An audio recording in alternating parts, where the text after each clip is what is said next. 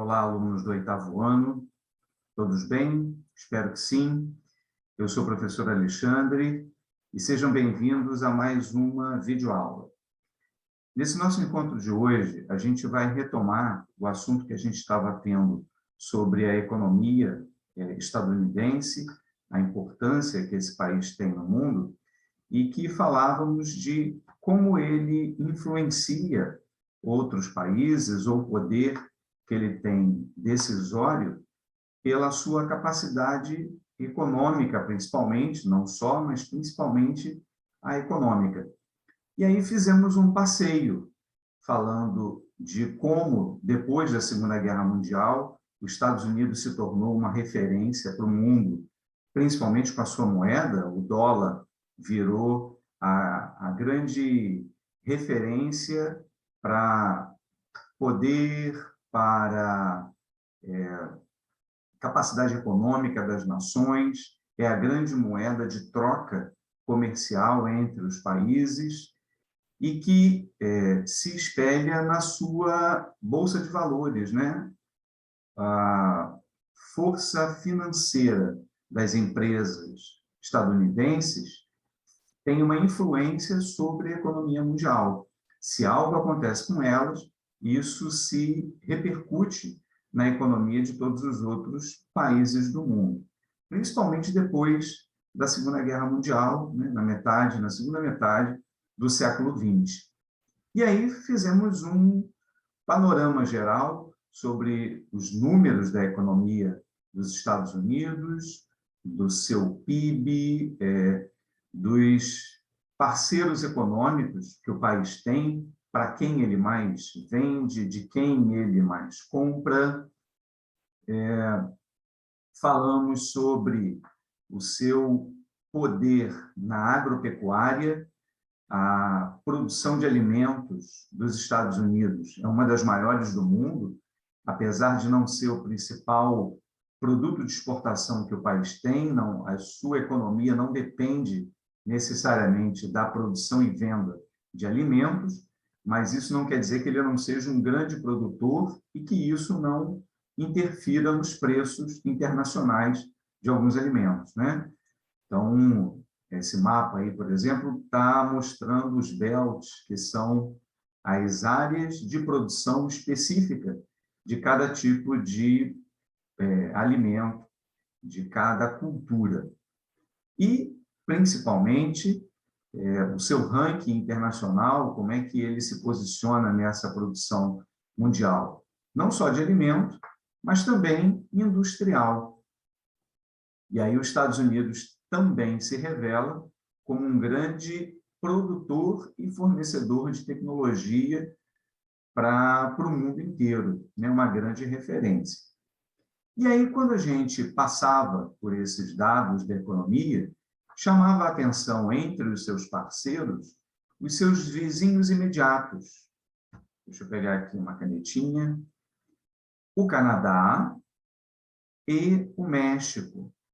Então, esses dois países são parceiros econômicos dos Estados Unidos, inclusive na formação de um bloco econômico que os une na América do Norte. Bloco econômico é um assunto que a gente já tratou aqui, que você já estudou, que são acordos internacionais entre as nações para facilitar as trocas comerciais. E que, em alguns casos, esse acordo é tão intenso que pode permitir, inclusive, a livre circulação de pessoas entre os países, a formação de legislação igualitária para todos, normas trabalhistas que sirvam para todos aqueles países. São exceções, né? Na verdade, a gente só tem um caso assim de maior integração, que é a União Europeia, mas existem vários outros acordos comerciais, aonde um deles é esse entre esses três vizinhos, que é o Canadá, os Estados Unidos e o México. E pegando um gancho nesse assunto, já que a gente está falando aí de blocos econômicos, vamos falar sobre os blocos econômicos aqui do nosso continente, da América, começando por esse que a gente já adiantou, que é o NAFTA, que é uma sigla em inglês para a Área de Livre Comércio da América do Norte, que você vê aqui em destaque os 3 países que fazem parte desse grupo. É bem verdade que, desses 3, o que mais se beneficia desse acordo, mais uma vez, é os Estados Unidos, por ter uma economia mais pujante, mais parruda, ele influencia e se beneficia do comércio com os outros 2 parceiros. E como a gente já adiantou também, nesse caso, o acordo é simplesmente para troca comercial e não de livre circulação de mercadoria. Que você já deve ter ouvido aí na televisão que os mexicanos têm muita dificuldade de acessar o território americano. Aqui, ó, onde a gente está passando com essa luzinha vermelha, que é a fronteira entre os 2 países, foi construído um muro físico, que separa um país do outro, exatamente para impedir a migração em massa de mexicanos de forma ilegal no território dos Estados Unidos. Mas o acordo comercial permanece. Claro que com uma vantagem maior para os Estados Unidos, porque, como ele tem maior poder de barganha, maior economia, ele pode ter produtos mais baratos, instalar suas indústrias para se beneficiar da mão de obra mais barata que o outro país pode fornecer, como no caso do México, por exemplo, e comprar, ter uma exclusividade de compra de produtos dos seus vizinhos. Enfim, esse é um acordo que facilita o comércio entre os 3, mas, sem dúvida, o maior beneficiado é os Estados Unidos. E como a gente está falando dos Estados Unidos com frequência, pode parecer que ele é o único país que comercializa, né? Que não existe nenhum outro país ou grupos de países que também não tenha esse tipo de iniciativa, o que não é verdade. Então, aqui, para a gente ver, a ALAD é uma outra iniciativa, que é um outro grupo comercial que reúne, aqui a gente tem o México, alguns países da América Central e praticamente todos os países da América do Sul. Esse é um outro bloco econômico. O Mercosul, do qual nós somos aqui o principal destaque, que reúne Brasil, Paraguai, Uruguai e a Argentina, num acordo chamado de União Aduaneira, onde os países podem trocar suas mercadorias, vender um para os outros, sem a cobrança de impostos, o que é uma coisa que encarece os produtos. Então, nesse acordo chamado de Zona de Livre Comércio, a mercadoria pode circular com taxa zero ou, em alguns casos, uma taxa mais baixa. E o que é cobrado para os países não membros do grupo é uma taxa única, o que torna esses países uma espécie de grupo único no ponto de vista comercial. Então, é um outro tipo de acordo, um outro tipo de bloco econômico. O CARICOM, que reúne os países que estão ligados ao Caribe, né? Essa semana, inclusive, a gente tem falado muito sobre o Haiti, que aparece aqui, exatamente onde está a luzinha vermelha, que passa por uma série de problemas agora, inclusive naturais. Teve um terremoto e está para chegar uma grande tempestade, um ciclone, mas que faz parte desse grupo de ajuda mútua, de troca comercial para facilitar a economia ou fortalecer a economia desses países membros. E, por fim, a Comunidade Andina, que reúne alguns países que estão localizados na Cordilheira dos Andes, que é uma cadeia de montanhas localizadas aqui no oeste da América do Sul na costa do Oceano Pacífico, e que foi criado um acordo comercial facilitando a troca de mercadoria entre esses países. E o que chama a atenção, em todos esses outros blocos aqui, que a gente viu da América Latina, são alguns países que se destacam nesse subcontinente, que é o caso do México, da Argentina e, principalmente, o Brasil. Nós somos o grande destaque nesses blocos do qual participamos, dentro da economia do continente americano e também na economia mundial, o que acabou levando a que nós entrássemos num outro acordo, num outro grupo, não necessariamente um bloco, que a gente também já tratou aqui antes, chamado de BRICS. Então, vamos recordar aqui, quem são os BRICS? São aquele grupo que reúne 5 nações de semelhanças econômicas, de algumas formalidades comerciais que os torna um destaque no comércio do mundo, na economia do mundo e para as previsões futuras passarem, inclusive, alguns países que hoje são considerados as nações mais ricas do mundo. E que estão espalhados, né? O que a gente vê necessariamente de blocos econômicos são países vizinhos, que estão próximos uns dos outros. No caso dos BRICS, a gente vê que eles, nesse mapa aqui, estão espalhados. Então, a gente tem aqui na América o Brasil. Já na Ásia, a gente tem Rússia, Índia e China. E no continente africano, a África do Sul. Lembrando que eles não formam um bloco econômico, mas uma organização cujo objetivo, entre esses países, é o desenvolvimento mútuo de suas economias. Agora, o que eles têm em comum? Por que esses países foram reunidos ou se reuniram para se fortalecer, para se autoajudar? São países de grande extensão territorial, né?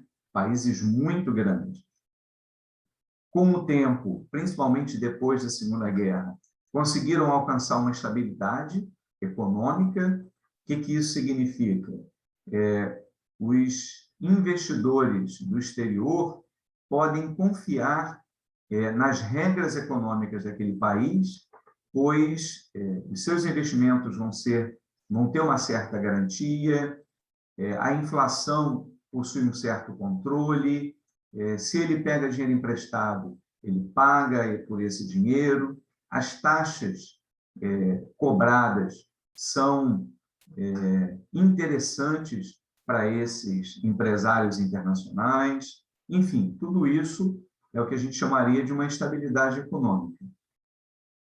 A sua riqueza interna, né, o seu produto interno bruto, o tal do PIB, está em crescimento, a economia ela se movimenta e gera riqueza interna no país, muita mão de obra, mais de 1/3 da população do planeta está reunido nesses 5 países, por isso possui um grande mercado consumidor, as pessoas trabalham, têm os seus salários e compram, né? Até porque são muitos, uma população muito grande, possui muito recurso natural, o que facilita a produção de mercadoria, o estímulo à vinda para esses países de empresas estrangeiras que se interessam em produzir os seus produtos nessas nações, porque têm recursos naturais, como minério, água, petróleo, enfim. E, dentro do país, as empresas nacionais elas começam a se diversificar.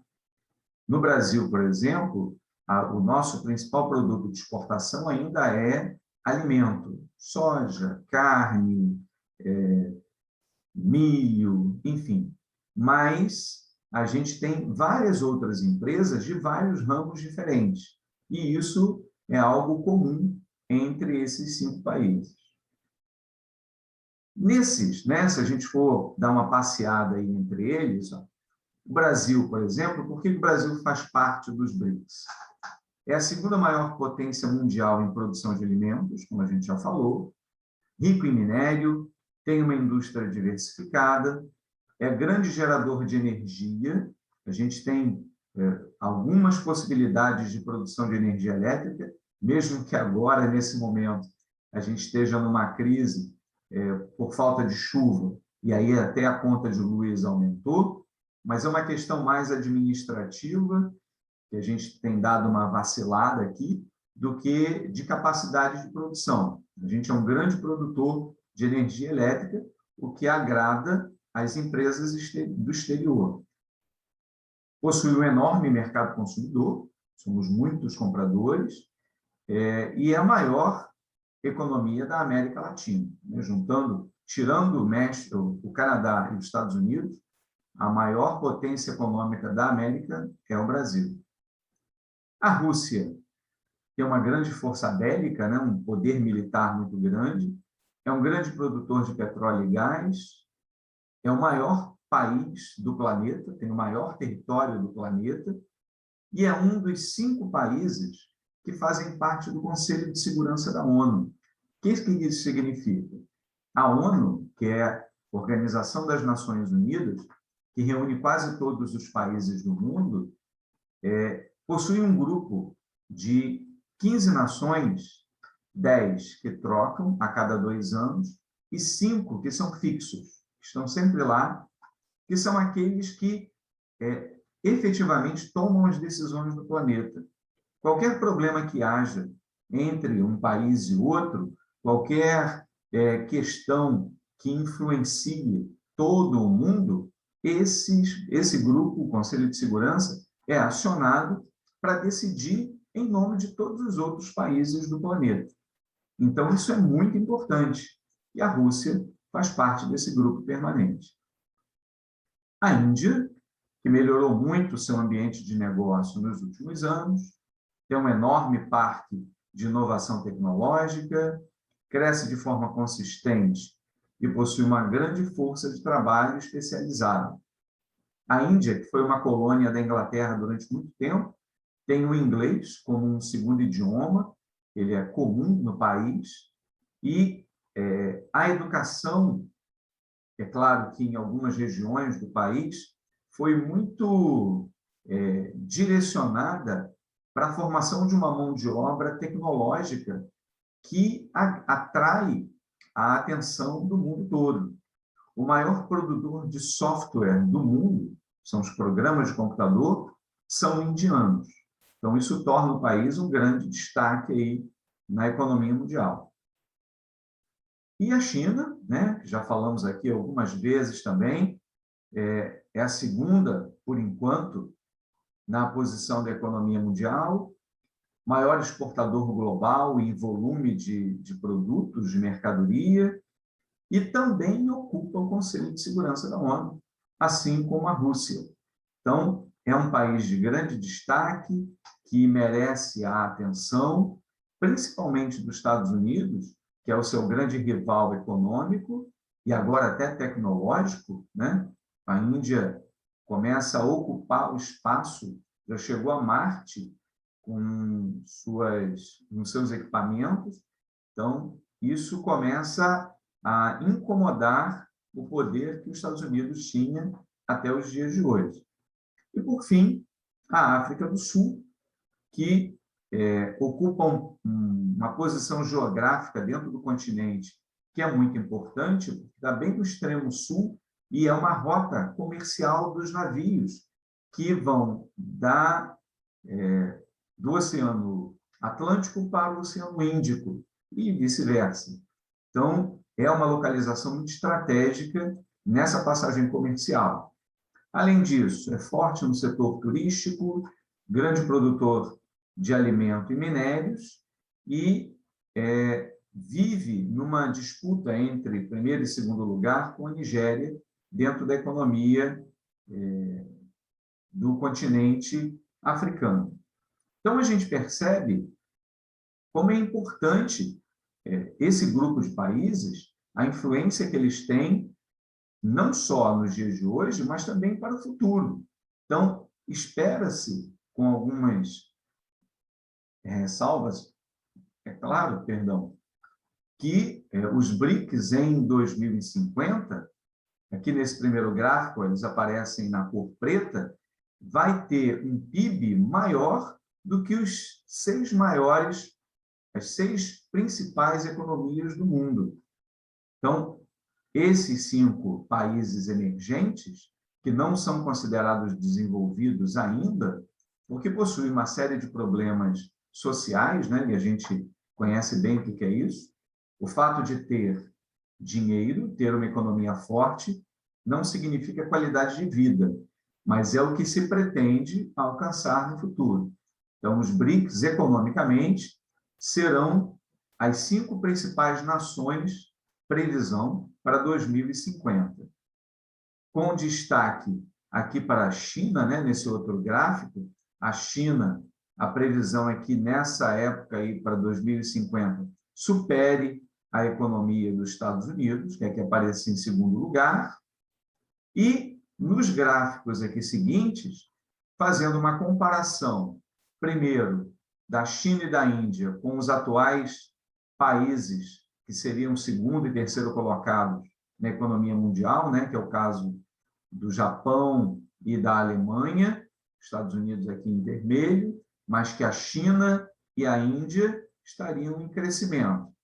E entre os BRICS, a Índia toma uma posição, nesse momento, de importância no seu crescimento comercial. Então, o que a gente percebe?